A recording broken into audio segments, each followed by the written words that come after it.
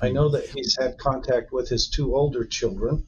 Well, they're kind of on their own, but uh, they've had contact, but I'm not at liberty to disclose those conversations.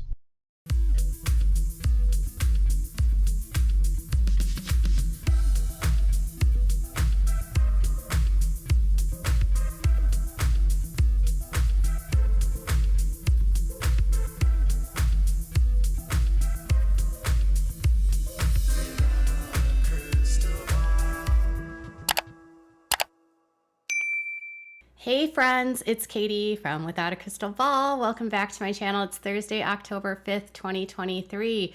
Who else is tired of not feeling good? Me, you? Yeah, me. I'm so tired of this. But you have all been asking for an update about the Ruby Franke, Jodi Hildebrandt situation. And since there's been a bit of a lull in the case due to some delays along with hearing postponements, there hasn't been a ton of information to disclose outside of what we've already discussed about the case. There's been a lot that has come out about Jodi Hildebrandt and her counseling and various people that have been impacted by her counseling. There's been a lot of information that's come out about her licensing and how the state of Utah has now put her license on hold. Basically, she's not active anymore. She cannot practice as a counselor, and she cannot practice as a counselor until this situation is resolved. And if this situation is resolved and found that she was guilty, she will never be able to practice again. And Jodi and Ruby are still not free to go anywhere. They're still hanging out in Washington County. And that's sort of the status of what their situation is. There hasn't been a new hearing date yet. Nothing new at this point. There's a ton of new discovery that came out, and that's sort of what propelled the delay of their hearing, which was supposed to be back on September 18th. So in the meantime, there's also been a lot of people that have come out that were part of Jodi's counseling systems. Her niece has spoken out. Various men that were part of these men's groups have spoken about their experiences. Kevin Franke's attorney has been doing quite a few interviews. And there's been lots of questions about the status of what's happening with the kids. Still a lot of unanswered questions about Kevin and his potential involvement in the situation. And as we're trying to learn more about the details that went down leading up to and after everything happened on August 30th, a new incident report that was actually filed in Springville, Utah, shows the mindset of Kevin Franke and what was going on sort of in the family, which might give some of you a little bit more insight about the dysfunctional contact that was happening within this family. There's been a lot of family members, particularly both on Kevin's side and on Ruby's side, that have said that they've been estranged from the family. Even their oldest daughter, Shari, has said that she was estranged from the family. Now, Kevin's attorney has said to Law and Crime Network that he has had contact with his oldest two children. Now, that could be true, but back in the late August, there was an incident that took place at the Franke's home in Springville, Utah, that had Kevin wanting to file burglary charges against his own oldest daughter, Shari. And he apparently also wanted to sue the police department. So let's sort of unpack the situation. Please do me a favor if you haven't. Give this video a thumbs up and hit the subscribe button. Now this is the deal. KUTV, which is based out of Utah, got a copy of this incident report. And this is how they've described it. So on August 31st, a search warrant was executed at the property. And at the same time, their oldest daughter, Shari, was sent to the home to gather clothing and personal items for her two sisters. So we also learned more about where the sisters were found. So the two oldest that are still teenagers, they were actually located at a business partners of Jodi's house and Ruby's house. There was nothing wrong with them, and they had the choice of going into state custody, into foster care, or to go with their older sister, Shari, and the two girls decided to go with their oldest sister, Shari. So Shari was going to the house to get clothing and to get the personal needs effects of the girls. So when Shari went to the house, a caseworker was also there too, gathering items for the two children that were in state custody. So the two youngest children are not with family right now. And so Shari's there getting stuff for the oldest girls. DCFS is getting stuff for the youngest kids. And the caseworker informed the Springville PD that they believe that Kevin might be at the home and he may not be cooperative, which is why they requested assistance. So when they went to the house to do this, they had the PD with them, and Shari, along with other family members, were there. And that's how it all went down, okay? And according to the narrative, it says all of them were further advised they should not collect any items that do not belong to them or aren't needed for the children. Kevin wasn't at the home when all of this went down. He eventually goes to the house, though, and he calls Springville PD, and he said that his electronic journals were missing. And he also said he believed his oldest daughter was responsible due to a statement that she made in court. Apparently, Shari had made a comment about something that she had gotten from the house, and so Kevin naturally called the police. And this is what the narrative reads. Kevin stated that Shari is not allowed in the home and that he believes she entered unlawfully, and he wants her charged with burglary. In the call, the officer that was there, this is what they explained to Kevin, and they wrote, I explained to Kevin the door was breached when Springville PD served a warrant on the home earlier in that week looking for juveniles. I also explained to him that we had conducted a keep the peace call with Shari at the home because she needed to retrieve essential items for the children. So Kevin was worried because there had been like damage to the door, and they did have to kick the door in because the house had been completely shut down, shut out, doors locked, and they weren't sure if the kids were inside. Kevin then admitted to them that he had not been in the house for over a year at that point, and said that Shari was not allowed to go in there. Kevin stated that he does not want any of the children mentioned in the home at this time. I again explained that they needed to get essential items of theirs that were in the home, which he did not seem to think was relevant. So he was apparently still upset with Shari. I don't know why. Shari was estranged from her parents, and maybe Jody had turned them against her because she wasn't being, maybe Shari's in distortion. Kevin somehow is looking at Shari as the bad person here. He's not looking at Ruby as the bad person here. He's looking at Shari as it. And when DCFS and Shari are there to get items for the kids, he's not concerned about that. He doesn't think it's relevant for them to be there to get items for the kids, and he doesn't want the kids there. This is a man that's literally trying to tell the state that he wants custody of the two youngest, but he's like acting like he doesn't want anyone else there. None of the kids there. So Shari did have some of the items, and so what she did was they contacted her and she brought them to the PD, and they were given to Kevin a short time later.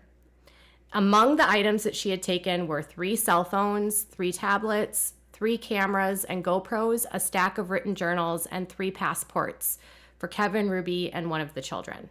I don't know why she would have taken these items, but maybe she was just grabbing things quickly and just trying to get things as quick as possible, thinking that she was going to be helpful. Maybe she wasn't sure if Kevin was going to be back in the house. I don't know.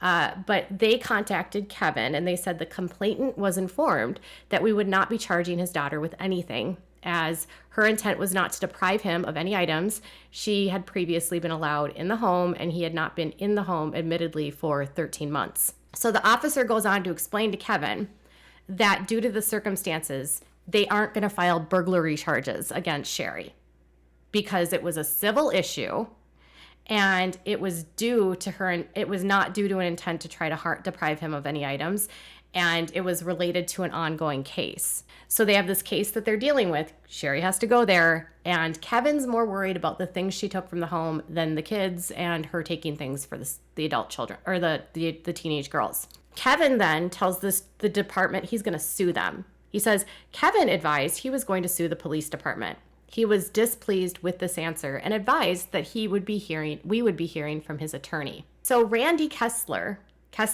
his attorney, was on a round of interviews and apparently has now abruptly stopped the interviews. And he said Kevin didn't do either. So apparently he didn't file a police report or try to sue either Shari or the police department. And it says he and Shari are working together on bygones and resuming a loving and healthy father-daughter relationship. Kevin is still trying to understand and correct the upside-down world that was dealt him.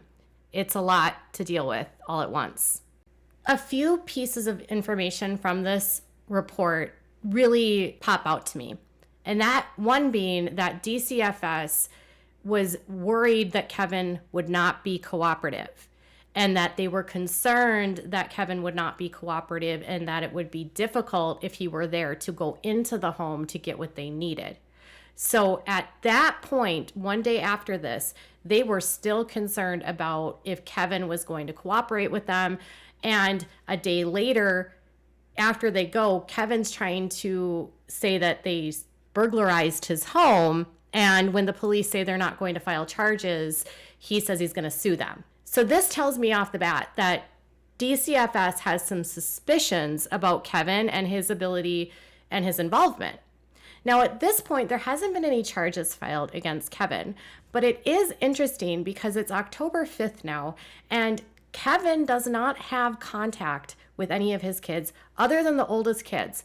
Now, Randy says that he and Shari, Kevin and Shari, are working on getting bygones, and maybe they are. Maybe things have gotten better in that respect. But Randy also told Law and Crime that he believed that Kevin was brainwashed.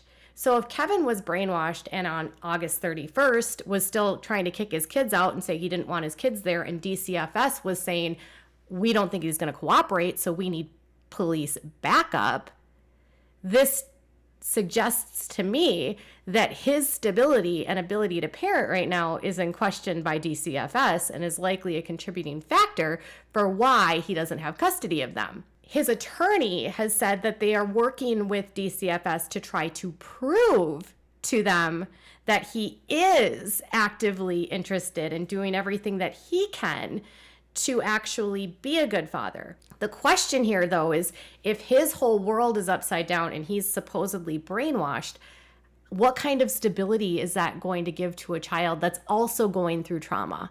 If he's defending Ruby on the 31st and not wanting the kids there, and then a month later saying, I'm working with DCFS and I'm going to do everything I can, but yet we still don't know if he's been cleared by police for any involvement in the case involving the youngest two children. Because despite the fact that there are no criminal charges, Kevin had no relationship with them and hadn't been home for 13 months. 13 months of no contact with those two youngest children, 13 months of not checking in. And apparently people says they only had contact maybe 3 to 4 times at all in that 13 months. Randy said during that 13 months, he never talked to the youngest children. Kevin is not going to be able to be a good father if he can't even adequately dissect right from wrong and adequately understand his own thought processes. And obviously, DCFS is very cognizant of that and very leery about putting the kids with him. Now, I spoke to a family member of Kevin's who does not want to be identified, but they told me that right now, according to them, the case is that DCFS is trying to verify who and all the people, whether extended or even Kevin, if they were involved. And until they can rule out extended family and Kevin as having any involvement in what happened to the youngest kids, they're not putting those two youngest kids with anyone in the family, allegedly. That's what the family member said, that everyone is basically being looked at by DCFS. Everyone is being investigated, they said. And I said, well, what about law enforcement? The family member said to me that law enforcement is still investigating Kevin, allegedly, and still looking at extended family to see if extended family played a role in any of this. They did mention that since nothing's been charged yet, that they felt like no news was good news. So DCFS is still unsure about who's involved here and who's safe for the kids. And they are apparently doing their due diligence. Why? Because they dropped the ball in this case. They are under significant pressure by the state to get this right because they had 19 calls to the House of the Frankes over claims of child neglect or mistreatment. And they didn't intervene until it was almost too late. And it was a different county that finally intervened. So they are not going to screw this up again by placing the kids back in a situation where this might happen again. So it sounds like DCFS is doing what they need to not only not get themselves in trouble, but make sure this doesn't happen again and the kids aren't placed in harm's way. So right now, the two youngest kids are not with any family, I guess. They're still in state custody, protective custody, and no one knows where they are. The teens that were not harmed are with Shari, according to the news, according to reports in the police reports. So Kevin has a long way to go to figure out we still don't know what Kevin's involvement is at this point. We know that he denies involvement. We know that he blames Jody, and we know that he says that Jody's the one that damaged his family. Ruby is still charged, and she is still involved in what happened to the youngest children. So until we get more clarity around what is the actual evidence that we have for this case and what involvement anyone else had in this case, which we'll get as the case moves closer to trial and as more documents are starting to be filed in the case. But right now it's just a lot of unknowns. There is a case, a pretrial hearing for their juvenile case, which is scheduled for October 17th. And there's a mediation set up for October 11th. And that's for Kevin. So he's fighting for custody, and he has 2 upcoming dates to find out if he will gain access to the children. But at least now DCFS is doing their due diligence. But it sounds like Kevin has a long way to go before he's going to be cleared to be an active father. And if I were Kevin, while I would want to have access to the children, I would also be concerned about my own mental health and getting help for myself. Because clearly, if you're wanting to charge your oldest daughter at the end of August for burglary, there's some things in this family that aren't quite right. Thank goodness for Shari for having the wherewithal to actually take in her teenage sisters, for being there for her siblings, and for being a stable force in this family that isn't brainwashed by Jody Hildebrand. All right, you guys, tell me what your thoughts are in the comments below. Bye, guys.